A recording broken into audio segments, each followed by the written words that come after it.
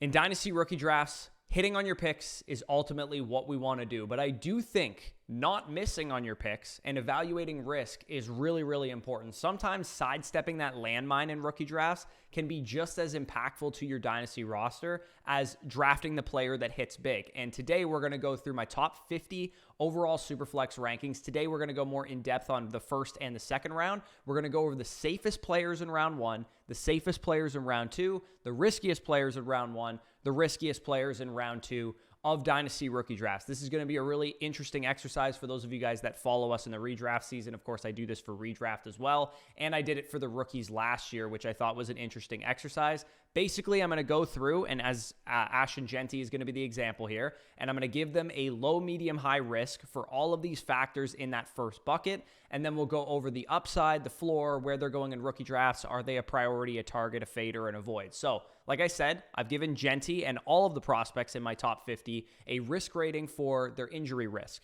Injury, do they have a big history of injury entering the NFL? For example, Jonathan Brooks last year had a high injury risk because he was entering the NFL with an ACL tear. Coaching, schematic risk, are they a scheme fit for their offense? Do they have good coaching, bad coaching, etc.?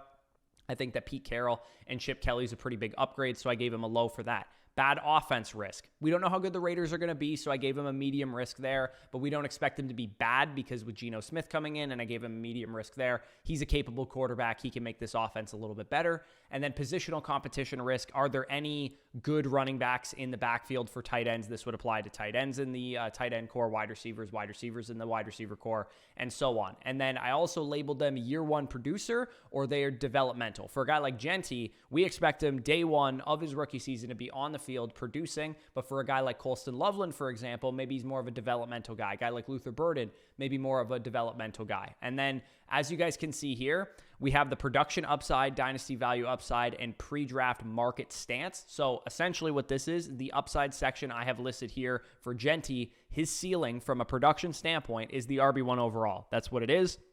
We can all probably recognize that he's that good, and he could get 400 touches and be the RB1 overall over the course of his rookie contract at some point. Dynasty value is that he peaks as the dynasty RB1 in the market, and he also is probably a top 12 startup pick in superflex formats, maybe even the 101 in one quarterback formats, and he's already pretty close to those numbers as is. Pre-draft market stance, I think, is something that I should probably explain here, because what the dynasty market thinks of a player pre-draft and what they thought of him leading up to the draft process is really important, because if you are a dynasty darling, which is what Ashton Genty is, we have a little bit more leeway on what they do as rookies. For example, last year, Marvin Harrison Jr. did not have that great of a rookie season, but because he was a dynasty darling and everybody loved Marvin Harrison coming into the rookie draft cycle, we can forgive him more for having a bad rookie season, and he's still valued as a top 12 dynasty receiver, versus Xavier Legette was not a dynasty darling, and we don't forgive Xavier Legette for having a bad rookie season. He had to basically come out and silence the doubters for us to believe in Xavier Legette, and he didn't do that, which is why he's being punished in his market value right now. And you think of a guy like Bo Nix, had that kind of silence the doubters pre-draft market stance, but he had a great rookie season. So he had to do more to be really good on the open market than what he would have done if he was like a dynasty darling. Like, let's say Caleb Williams had the exact season that Bo Nix had as a rookie. Caleb Williams might legitimately be a top 5 dynasty asset right now. It's just perception pre-draft, perception pre-rookie season that can impact how we feel about these guys on the open market. So I listed that pre-draft market stance to give you guys an idea of the risk that if they have a bad rookie season, they'll be punished more for it. I also have their floor listed for each player. Safe, meaning there's like a pretty low chance that they bust, 15, 20% chance or less. Obviously, minus freak injuries that we can't predict. They're a safe option. Their film, their profile, all of that were kind of more for the risk averse. And if you wanted to take some risk with your other picks, you probably want to weave in a guy like this, who is a safer prospect. Volatile, more wider range of outcomes. I'd put it like a 30 to 40 to 50% chance that they end up busting or losing value or whatever the case is. Think of a guy like Bryce Young, for example, coming into the NFL. He had a little bit more volatility with his value because the Carolina Panthers were so bad when he got there, but he's now starting to gain value back that he lost from before. Then you think of the bust scenario, which is that they're, as a prospect, their profile, their film, all that stuff, and where they went and all the other factors, there's a chance that they outright bust and you miss on this rookie pick, and that's where I have those listed as well. So Finally, based on all those factors and what I know about these players in terms of where they're going in rookie drafts, I assign them a label, which is, am I prioritizing them? Meaning I'm heavily targeting them. Maybe I'm trading up for them. Maybe I'm trading back for them. Maybe I'm just always taking them when they're on the board and not trading back. That would be a priority target. Just a solid target would be, yeah, I'm going to get some shares. I'll probably draft them here and there. A fade, maybe I'll get a share of them just to diversify because I'm in like 14 Dynasty leagues, but for the most part, I'm probably not drafting them very often.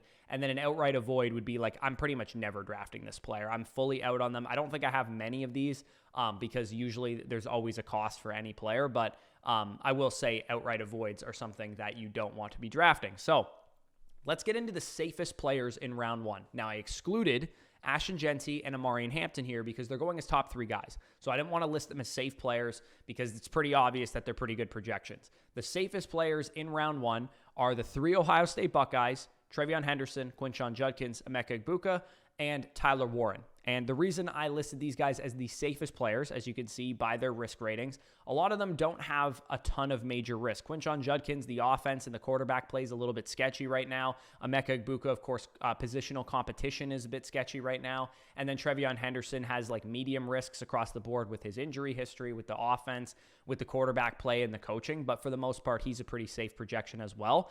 The comps, and I'm going to go through the wide receivers and running backs to target and avoid stuff that I already went through just to reiterate some of the stuff here. All of these guys, these 3 Ohio State Buckeyes, are either wide receiver 1 upside prospects who peak as wide receiver 1 60% of the time, in Emeka Egbuka's case. 77% chance he produces like a top 24 guy. You could see his comps list there of Jackson Smith-Njigba, Garrett Wilson, and Jerry Jeudy. That's the caliber of prospect Emeka Egbuka is. And then he goes to an offense that had, 40 touchdown quarterback last year. Even though the target competition is a little bit sketchy there, you feel very confident that Emeka Egbuka, who was a great prospect, goes to a good landing spot. Eventually, he'll be a productive fantasy asset, but you got to be patient with him, which is why I labeled him here as a year 1 producer, but he is probably more developmental in terms of what he can become. And then you also have the running backs. For the running backs, RB1 upside guys, both of them, 71% chance that they peak as RB1s in Dynasty post-rookie season, and a 64% chance that they produce a 15-plus point per game season in PPR.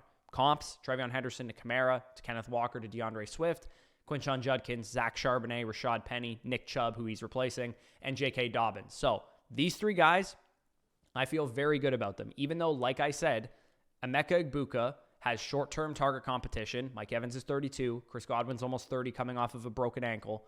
Henderson has a young developing offense, and Ramondre Stevenson is there still, so that's a risk for him. Quinshon Judkins, Joe Flacco, Shadur Sanders, Dylan Gabriel is his current quarterbacks. We don't really know what's going on there, and he also had Dylan Sampson added later in the draft.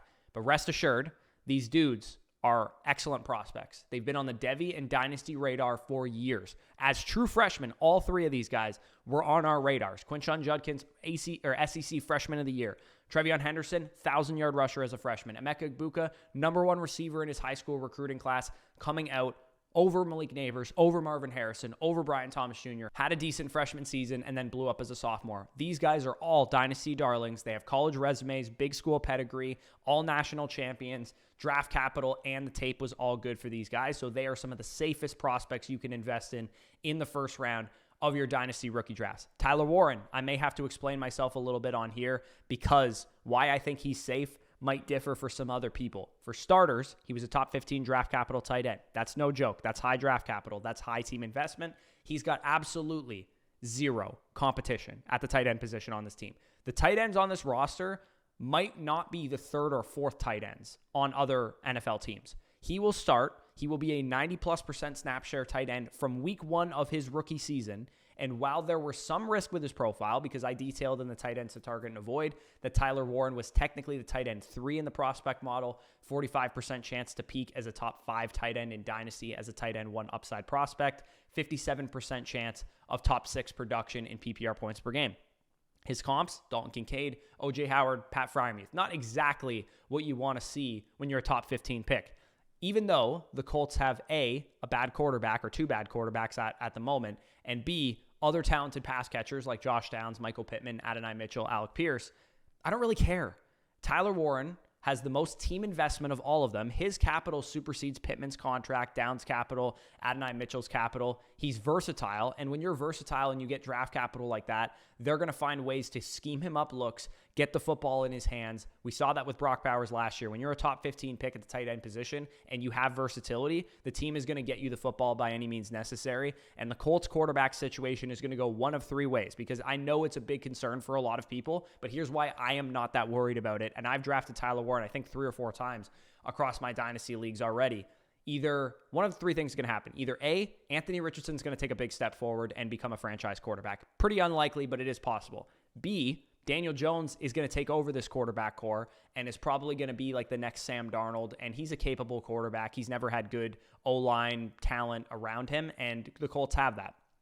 Or C, both of these quarterbacks suck, and the Colts bottom out and they draft a quarterback at the top 5, top 10 picks next year, which is also very possible as well. In either one of these three scenarios, their quarterback core looks better a year from now than it looks right now. So for me, I'm investing in Tyler Warren. I think he's one of the safest players in round 1, especially in tight end premium leagues. He's probably going to hold his value very well because he's going to be on the field right away. He'll probably be a top 10 to 12 tight end in points per game his rookie season, given what kind of investment that they have into him, the type of player he is, and all that kind of stuff. Genty and Hampton, like I said, would also qualify as safe players in round 1, but they're going too high. Kind of felt like cheating to me. So, riskiest players in round 1, we have Travis Hunter, Cam Ward, Matthew Golden, Colston, Loveland.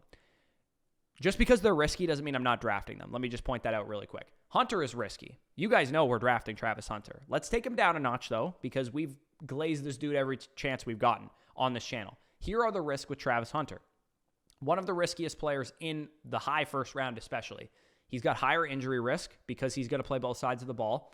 Positional competition of Brian Thomas Jr., as much as I think BTJ and Hunter can coexist together and Hunter can be the PPR guy, BTJ the big play red zone guy, it's very possible that BTJ is just much better and alphas him, and he's that dude. Trevor Lawrence is no sure thing at quarterback. He's definitely a good quarterback, but he's not an elite quarterback by any means. Can he support both of these guys? The biggest risk of all of this is that what happens if his duties on defense interfere with his ability to play offense? And what I mean by that is, let's say we take the Jaguars at their word. He's going to play 80-90% of the routes from day one at wide receiver. He's going to play a little bit on defense, sprinkle in, learn it. What if he's way better on defense? What if he plays way better at cornerback than he plays at wide receiver? Maybe post year 1, he really struggles at wide receiver. He plays really well at cornerback, maybe wins defensive rookie of the year or something. Who's to say Jacksonville doesn't pivot and make him a primary defender and just a gadget guy on offense? That's possible. As much as I love Travis Hunter, that is possible because he's that good on defense too. As we've stated many times, I'm comfortable inheriting this risk, even as high as 102, and drafting a player who I consider to be a future Hall of Fame caliber talent. Whether he becomes that or not is besides the question. He has the ability to put on a gold jacket at the wide receiver position primarily someday, and I don't want to pass on a player like that because I had some risk concerns for him. He can be Justin Jefferson 2.0 as a wide receiver. He is that fluid as a separator, that dominant of hands, that explosive of an athlete, that great after the catch, all the intangible smarts to be able to become an elite wide receiver in the NFL. So I am still drafting Travis Hunter, no questions asked. Garrett Wilson, Justin Jefferson, and JSN are his biggest comps in the prospect model, despite playing cornerback for the first 2 years of his college career. He is that good of comps in the prospect model, and that is absolutely no joke. So Travis Hunter, absolutely comfortable inheriting the risk, but just know that he is, in fact, risky if you are drafting him. One guy that I'm less inclined to take the risk on is Cam Ward. And it's not because I don't think Cam Ward is a good quarterback prospect. It's because I can do other things to address the quarterback position besides drafting Cam Ward 104, 105, 106. I've even seen people say to take him at 102 or 103. Cam Ward goes to the Titans. The Titans have an unproven coach, an unproven O-line, probably lackluster weapons. As much as I like Calvin Ridley and Alec Iomanner and some of those guys, it's not a great weapons core. There's a good chance that Cam Ward is not fantasy relevant, i.e. in your fantasy lineup, till year 2, year 3, given that he's not an exceptional runner. He's mainly a pocket passer. He can run a little bit, but he's not an exceptional athlete. And he was raw. He's a raw quarterback prospect who was elevated in a bad draft class at the quarterback position. Why would I take Cam Ward, let's say 104, 105, when I could just trade that pick for Jordan Love Kyler Murray, Baker Mayfield, Trevor Lawrence, Brock Purdy, Dak Prescott, Bryce Young, even Michael Penix or J.J. McCarthy. Like, I have all of these guys minus Penix and McCarthy, I believe, ranked higher than Cam Ward in my Dynasty quarterback rankings. So I would rather trade for the veteran quarterback. And it could be a young guy, too. Like I said, you could maybe get somewhere in the range of Bo Nix, somewhere in the range of C.J. Stroud. But at the very least, you're looking at a Kyler Murray, a Jordan Love, a Baker Mayfield, Trevor Lawrence, or a Brock Purdy. I would rather have those guys than Cam Ward. As much as I think Cam Ward, if he has a great rookie season, would surpass some of those guys, why take the risk? He was a risky quarterback prospect. To me, he's a fade for that reason. If you need a quarterback, exhaust the veteran market first. Why take the risk on the quarterback in Cam Ward when the upside is not nearly as tantalizing as the downside would be debilitating for your Dynasty roster? It's not like if Cam Ward hits, he becomes Jaden Daniels, because he can't run like that. If he hits, he becomes probably like, I'm trying to make a comparison here.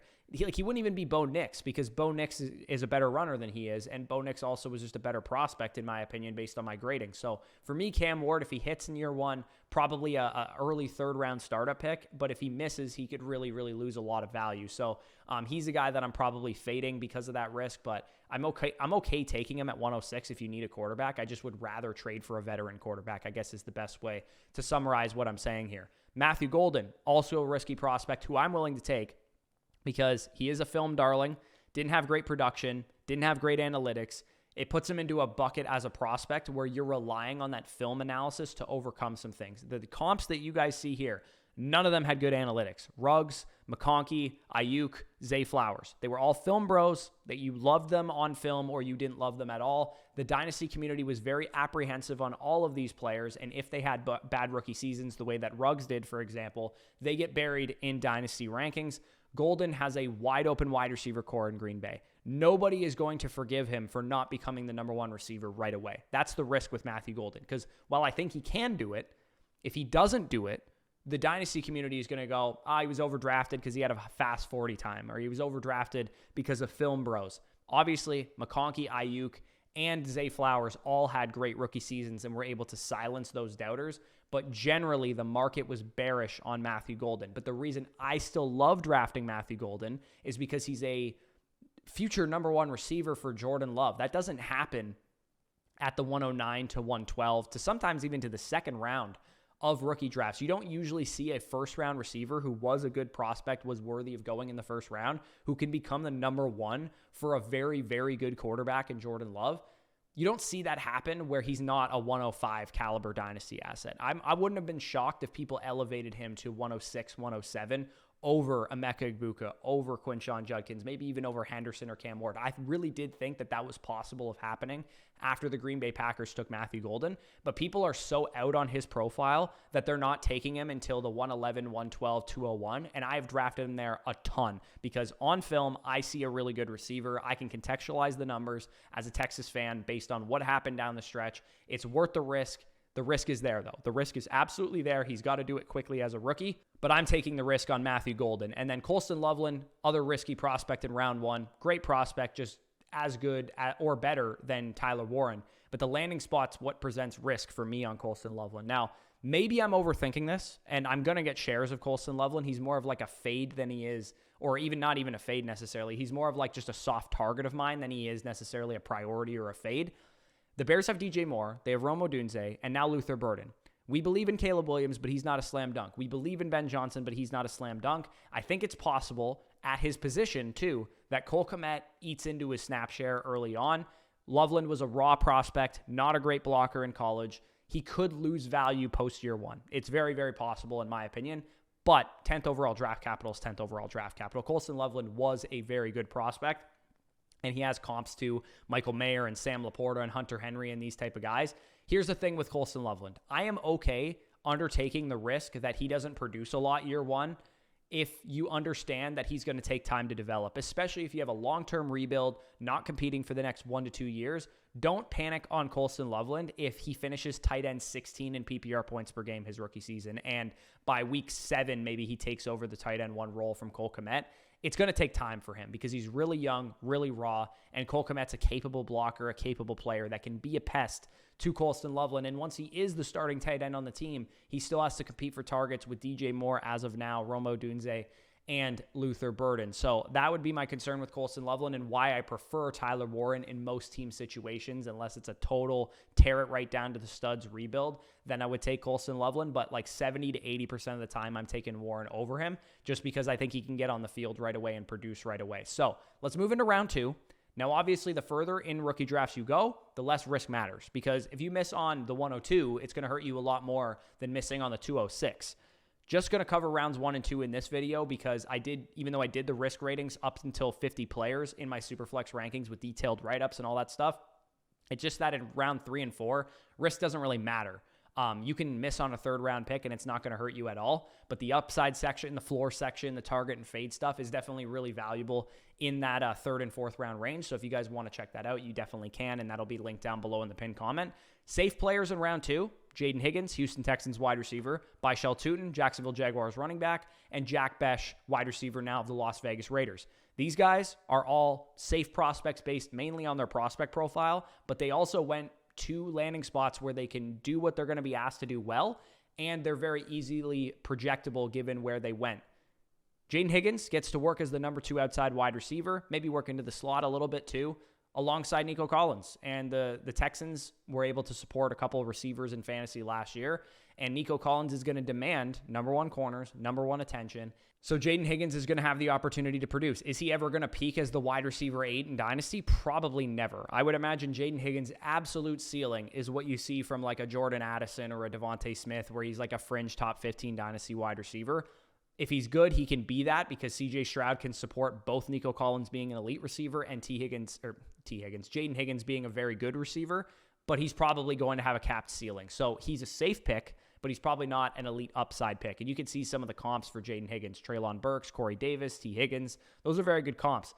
Byshell Tootin is my highest drafted rookie across every league that I'm in. I've drafted him a ton. I think I've drafted him at least 5 or 6 times so far.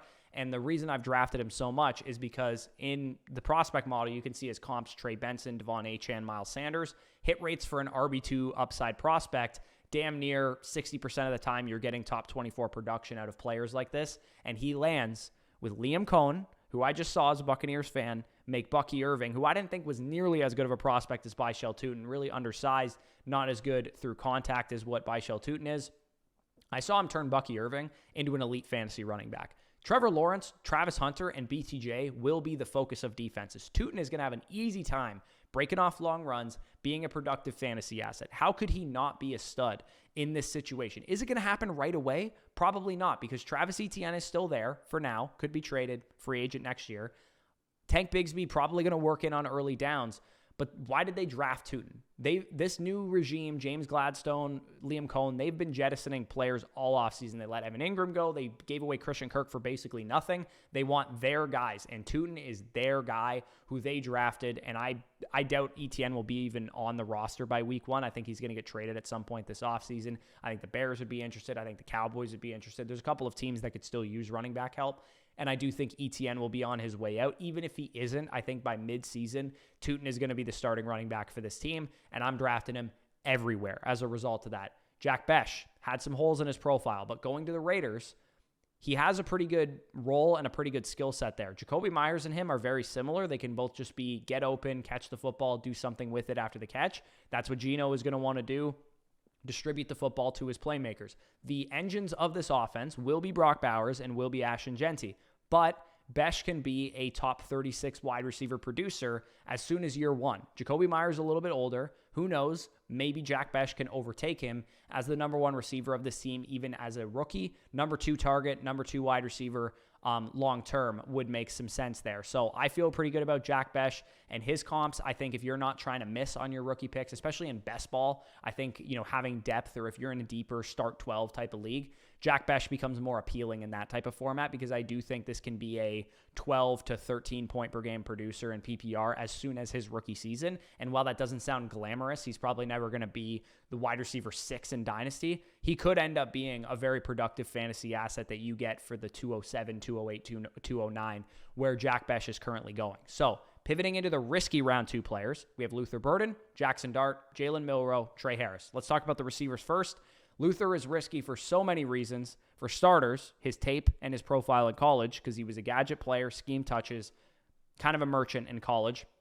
And while talented, he needs to develop a nuanced route tree.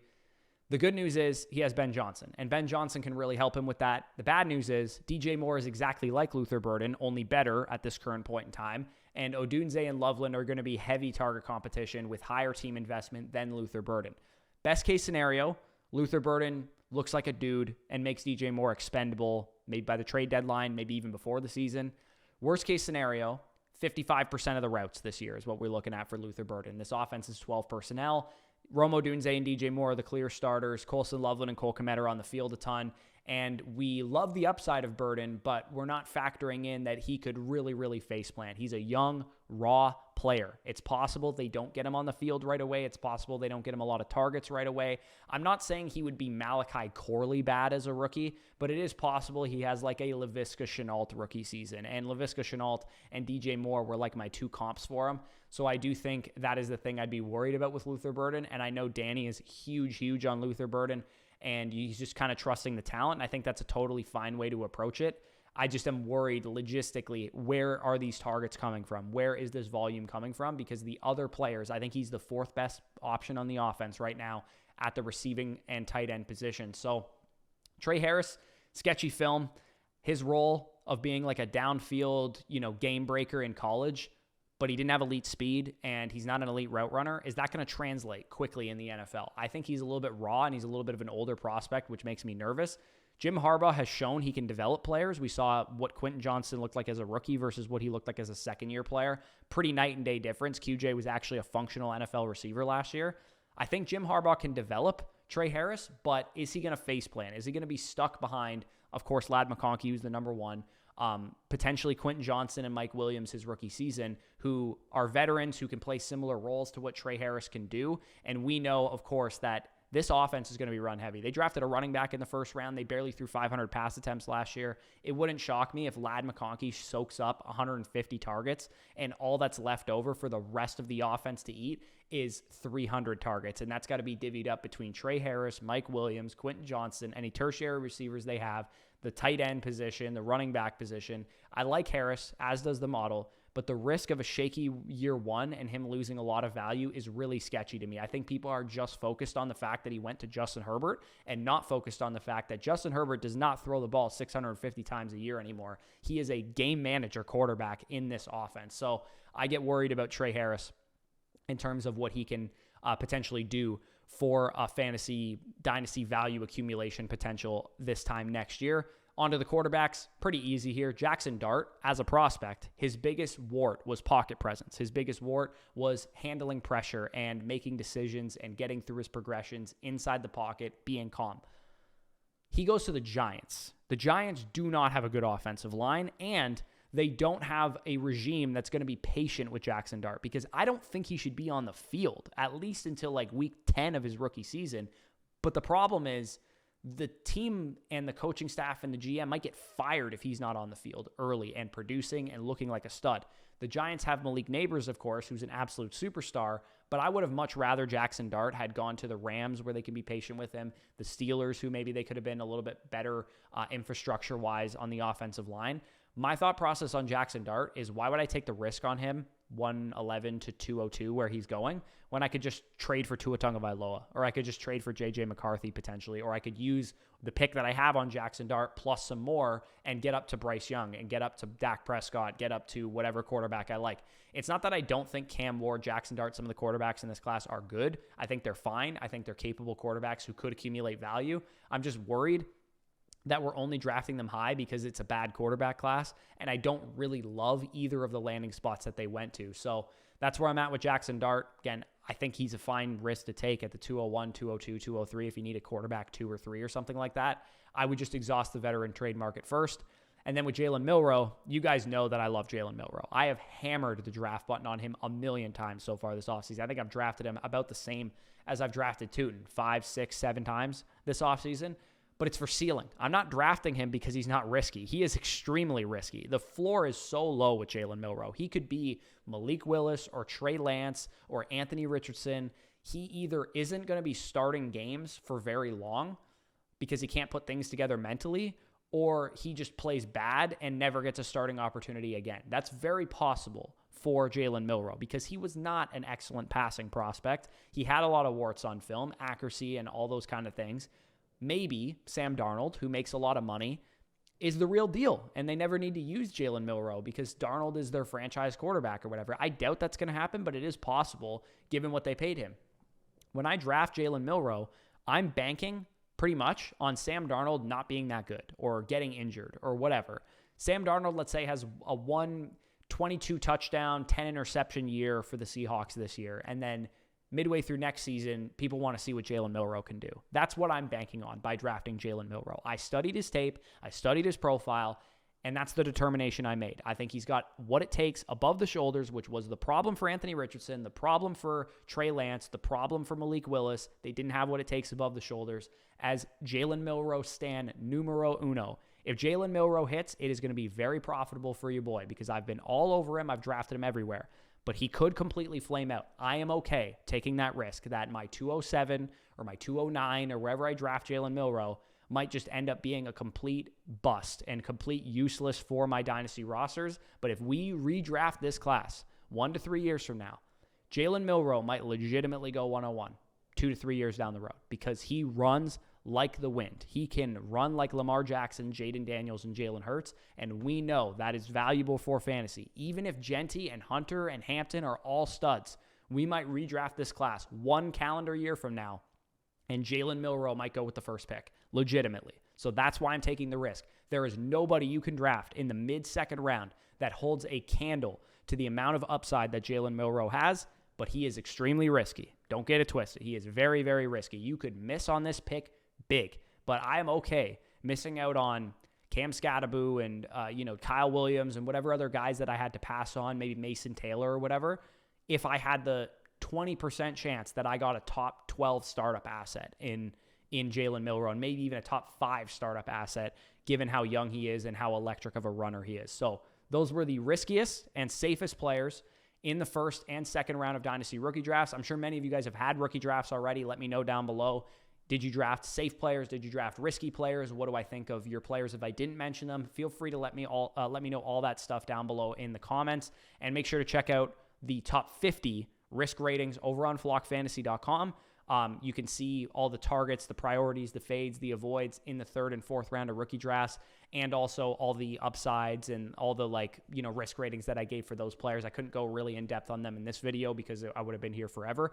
But hopefully you enjoyed this video. Leave a like, subscribe, comment, all that good stuff. If you do want my rookie rankings, the risk ratings, the draft guide, the trade value charts, everything in between is available on flockfantasy.com. You will get all of that stuff from us. You'll also get all of the bonus content from the other creators on the site. Mason over at the Fantasy Flock. You'll also get the domain guys, Avery and Nathan, all of their draft guide and bonus content. You'll also get the land guys, all of their draft guide and bonus content over there. So if that interests you, check it out down below in the pinned comment. Let me know what you thought of this video. But with that being said, peace out. I'll talk to you soon.